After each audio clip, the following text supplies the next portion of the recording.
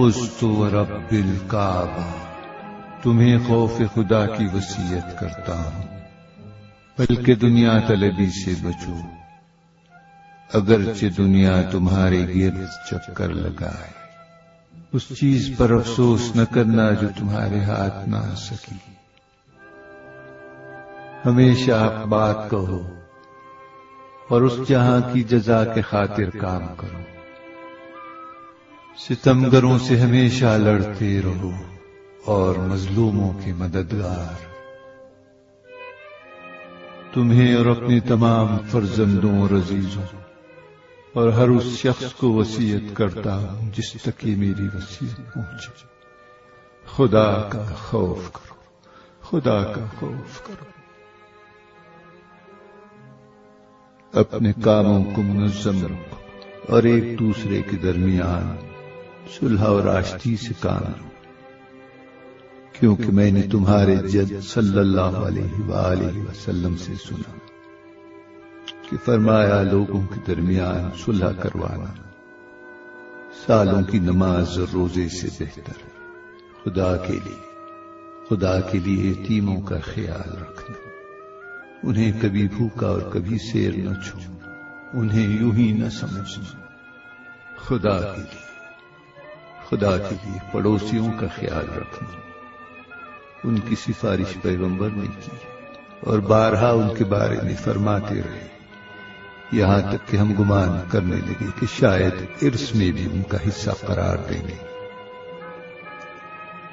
خدا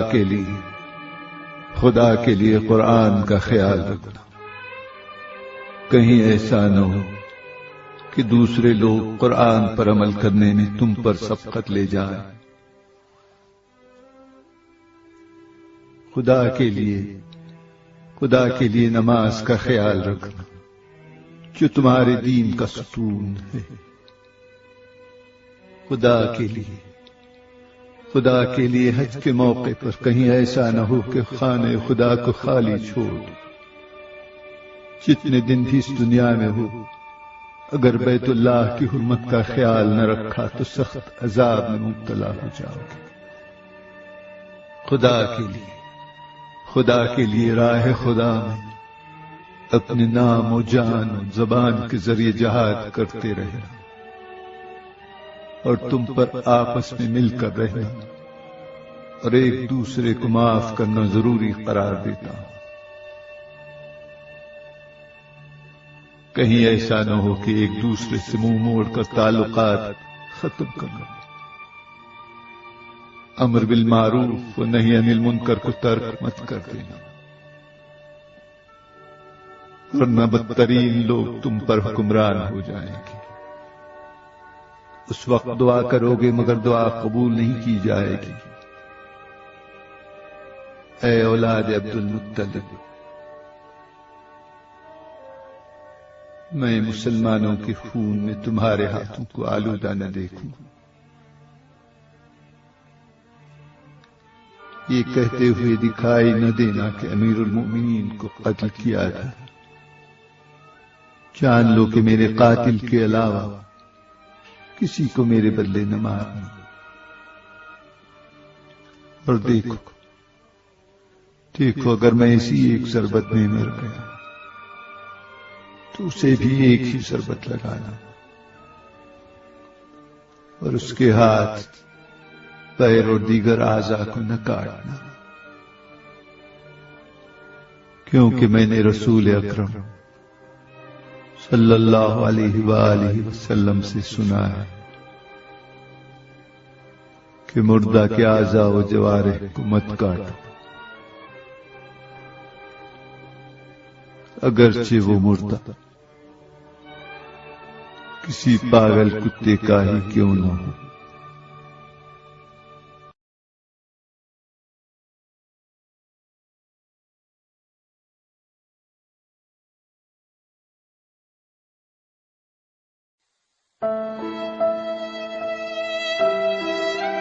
خدا کا خوف کرو،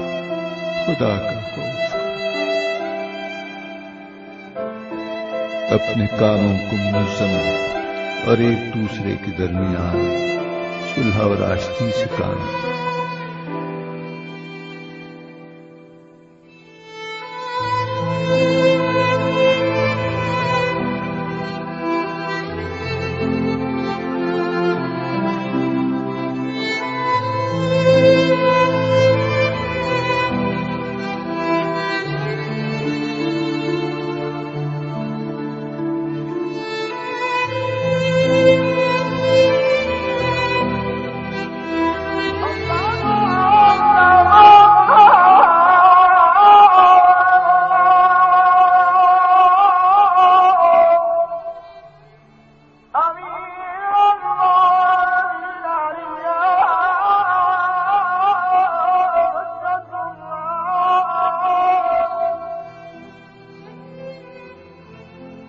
راستے میں چل لگ رہی ہے فاتحہ نماز پڑھ لینا بعد میں یار. فاتحہ بھائی جان نماز کے وقت ہے یار, موقع محل تو دیکھیں, فاتحہ نماز کے بعد رکھیں یار, نماز کے عمل وقت کا خیال تو کریں.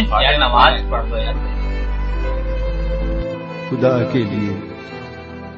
کے لیے نماز کا خیال رکھ جو تمہارے دین کا ستون ہے.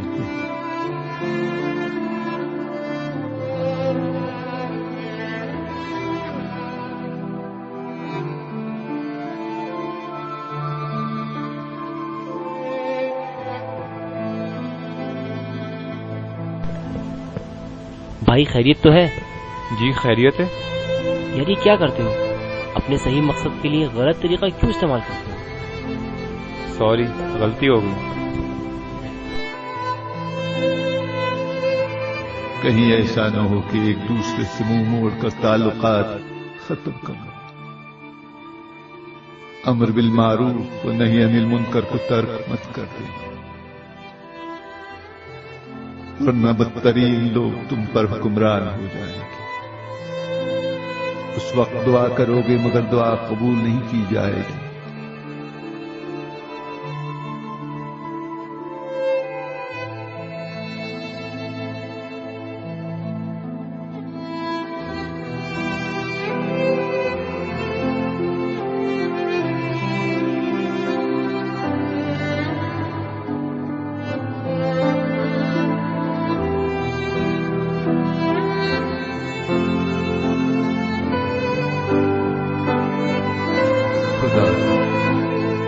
خدا کے لیے پڑوسیوں کا خیال رکھنا.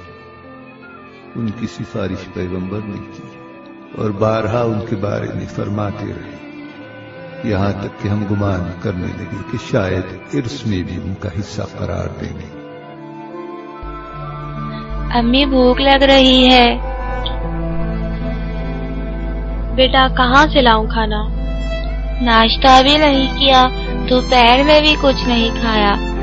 امی جب ابو زندہ تھے تب تو ایسا نہیں ہوتا تھا.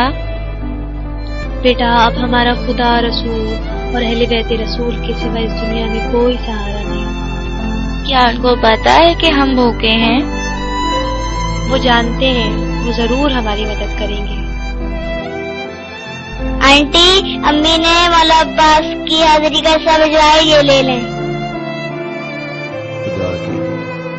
خدا کے لیے یتیموں کا خیال رکھنا. انہیں کبھی بھوکا اور کبھی سیر نہ چھوڑ, انہیں یوں ہی نہ سمجھیں. خدا کے